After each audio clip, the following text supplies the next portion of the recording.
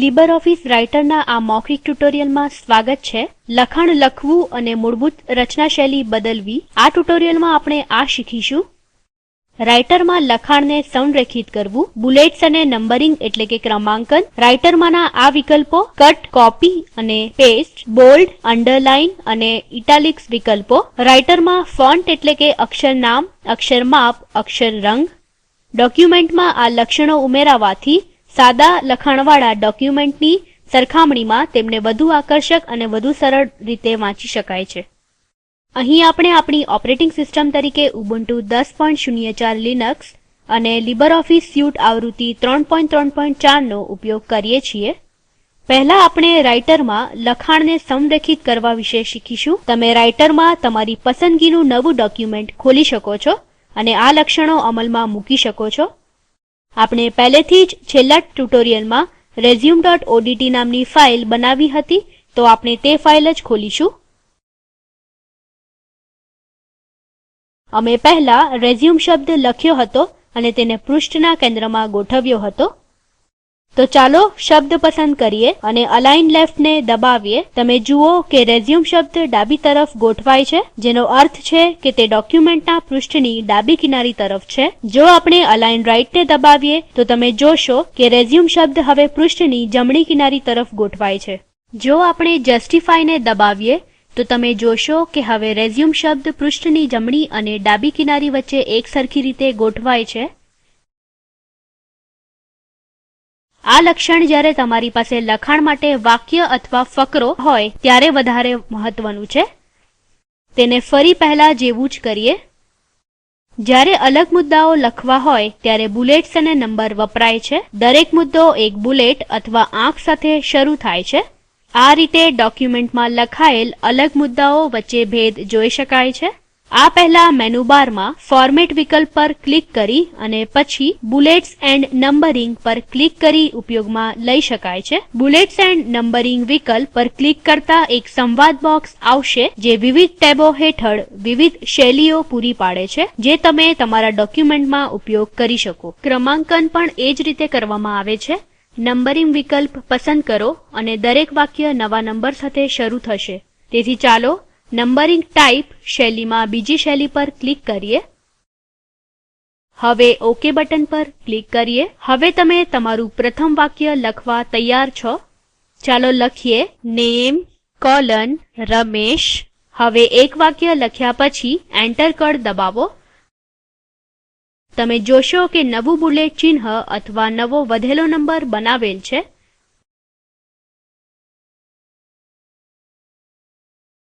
તમે પસંદ કરેલ ફોર્મેટના આધાર પર બુલેટો અંદર બુલેટો તેમજ નંબરો અંદર નંબરો પણ આવી શકે છે। હવે આપણે રેઝ્યુમની અંદર બીજું વાક્ય લખીશું ફાધર્સ નેમ કોલન મહેશ। ફરીથી એન્ટર કળ દબાવો અને લખો મધર્સ નેમ કોલન શ્વેતા। એ રીતે આપણે વિવિધ મુદ્દાઓ તરીકે father's occupation colon government servant અને મધર્સ ઓક્યુપેશન કોલન હાઉસવાઇફ લખીશું।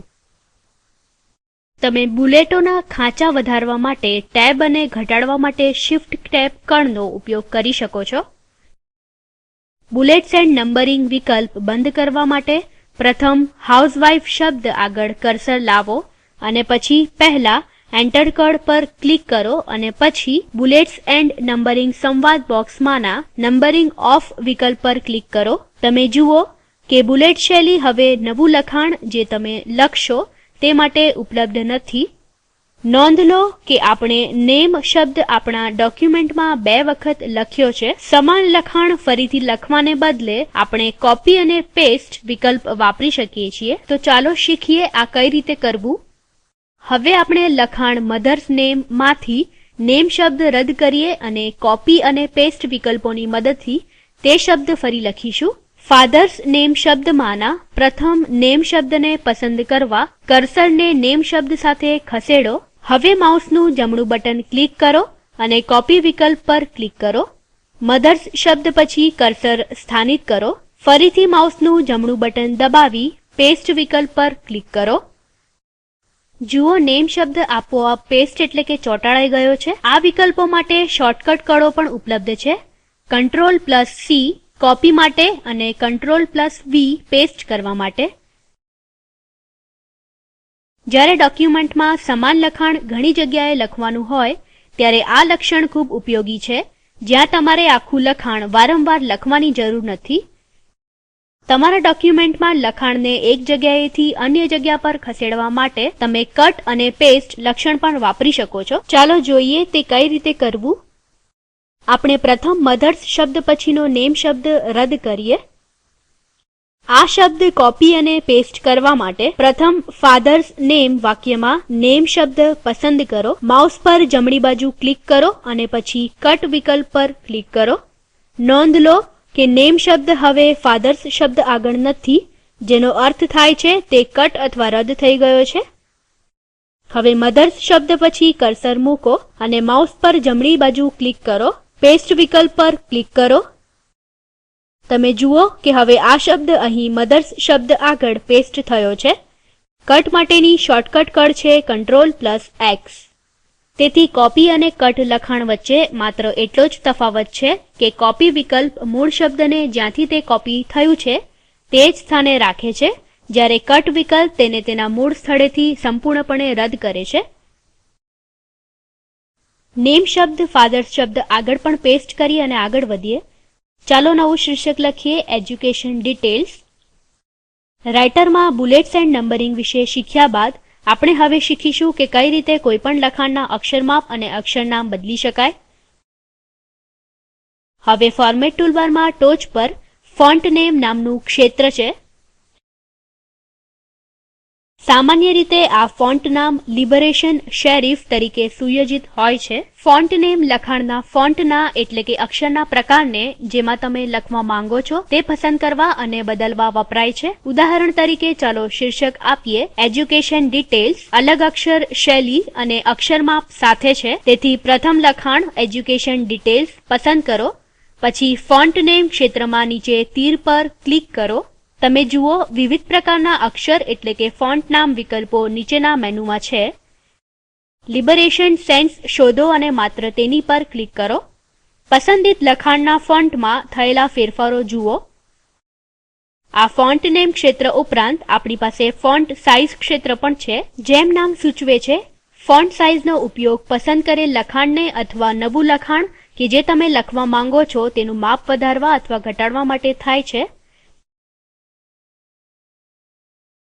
તેથી પ્રથમ આપણે લખાણ એજ્યુકેશન ડિટેલ્સ પસંદ કરીશું. ફોન્ટ માપ હાલમાં 12 બતાવે છે. હવે ફોન્ટ સાઇઝ ક્ષેત્રમાં નીચે તીર પર ક્લિક કરો અને પછી 11 પર ક્લિક કરો. તમે જુઓ કે લખાણના ફોન્ટનું માપ ઘટે છે. ફોન્ટ માપ એ જ રીતે વધે પણ છે. ફોન્ટનું માપ વિશે શીખ્યા પછી આપણે રાઇટરમાં ફોન્ટ રંગ કઈ રીતે બદલવું તે શીખીશું. ફોન્ટ કલર તમારા ડોક્યુમેન્ટનું લખાણ અથવા થોડી લીટીઓ લખી હોય તેનો રંગ પસંદ કરવા માટે થાય છે. ઉદાહરણ તરીકે ચાલો એજ્યુકેશન ડિટેલ્સ શીર્ષકને રંગીન બનાવીએ. તેથી લખાણ એજ્યુકેશન ડિટેલ્સને ફરી પસંદ કરો. હવે ટૂલબારમાં ફોન્ટ કલર વિકલ્પમાં નીચે તીર પર ક્લિક કરો અને પછી લખાણ પર ઝાંખો લીલો રંગ લાગુ પાડવા માટે લાઇટ ગ્રીન બોક્સ પર ક્લિક કરો. તો તમે જુઓ કે શીર્ષક હવે લીલા રંગમાં છે. ફોન્ટ સાઇઝ વિકલ્પની આગળ તમે 3 વિકલ્પો જોવા મળશે, જેમનું નામ છે બોલ્ડ, ઇટાલિક અને અંડરલાઈન. જેમ નામ સૂચવે છે, આ તમારું લખાણ જાડું અથવા ઇટાલિક અથવા તમારા લખાણને નીચે લીટી દોરશે. તો પ્રથમ શીર્ષક એજ્યુકેશન ડિટેલ્સ પસંદ કરો. હવે લખાણ બોલ્ડ એટલે કે જાડું બનાવવા માટે બોલ્ડ ચિહ્ન પર ક્લિક કરો. તમે જુઓ કે પસંદિત લખાણ જાડું બને છે. એ જ રીતે જો તમે ઇટાલિક ચિહ્ન પર ક્લિક કરો તો તે લખાણને ઇટાલિક એટલે કે ઢળતું બનાવે છે. અંડરલાઈન પર ક્લિક કરો. અંડરલાઈન ચિહ્ન પર ક્લિક કરવાથી તમારા લખાણ નીચે લીટી આવશે. તમે જુઓ કે પસંદિત લખાણ હવે નીચે લીટી સાથે આવે છે. શીર્ષકને જાડું અને અધોરેખિત રાખવા માટે ઇટાલિક વિકલ્પ પર ફરી ક્લિક કરી ના પસંદ કરો અને અન્ય 2 વિકલ્પો જ પસંદિત રાખો. તેથી શીર્ષક હવે જાડું તેમજ અધોરેખિત છે. અહીં લીબરઓફીસ રાઇટરનું આ મૌખિક ટ્યુટોરિયલ સમાપ્ત થાય છે. સારાંશ માટે આપણે શીખ્યા રાઇટરમાં સંરેખિત લખાણ, બુલેટ્સ અને ક્રમાંકન, રાઇટરમાં કટ, કોપી અને પેસ્ટ વિકલ્પો, બોલ્ડ, અંડરલાઇન અને ઇટાલિક વિકલ્પો, રાઇટરમાં font name, font size, font colour. Comprehensive assignment તરીકે બુલેટ્સ એન્ડ નંબરિંગ સક્રિય કરો, એક શૈલી પસંદ કરો અને થોડા મુદ્દાઓ લખો. અમુક લખાણ પસંદ કરો અને ફોન્ટ નામ ફ્રી સેન્સ અને ફોન્ટ માપ 16 થી બદલો. લખાણ ત્રાંસા કરો. ફોન્ટ રંગ લાલથી બદલો. વિડિયો જે નીચેની લિંક ઉપર ઉપલબ્ધ છે તે જુઓ. તે મૌખિક ટ્યુટોરિયલ યોજના માટે સારાંશ છે. જો તમારી બેન્ડવિડ્થ સારી ન હોય તો તમે ડાઉનલોડ કરી તે જોઈ શકો છો. અમે મૌખિક ટ્યુટોરિયલો દ્વારા વર્કશોપ આયોજિત કરીએ છીએ.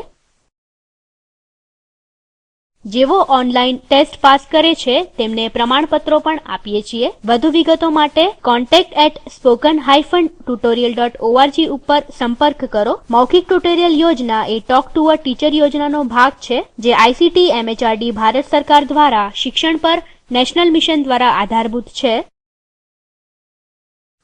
આ મિશન વિશે વધુ જાણકારી આ લિંક spoken-tutorial.org/nmeict-intro ઉપર ઉપલબ્ધ છે.